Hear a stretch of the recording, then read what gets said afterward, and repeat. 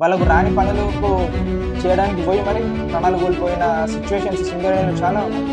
కార్మికుల చెమట చుక్కలతోనే మీరు లాభాల కోటలు కట్టుకుంటున్నారు. వాళ్ళకేమో బండ కింద బతుకులు, మీకేమో మార్బుల్ బండలతోనే ఇళ్ళ. ఇది ఎక్కడనే? ఇప్పుడు మనం మాట్లాడుకున్న ఈ 3 ఇన్సిడెంట్లు ఉన్నాయి కదా, ఈ 3 ఇన్సిడెంట్లో ఎవరు బాధ్యత వహిస్తారు? ఎవరిని బాధ్యులు చేయాలనుకుంటున్నారు? ఇప్పటివరకు అసలు యాక్షన్ తీసుకున్నారా?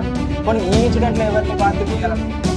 మీరు ఇస్తారు కదా red card, green card, white card. ఇప్పుడు ఏ కార్డ్ ఎవరికి ఇస్తారని అనుకుంటున్నారు? మళ్ళీ వేరే వాళ్ళని బలి ఇస్తారా? లేదా మళ్ళీ కార్మికుల మీదే పెట్టేస్తారా?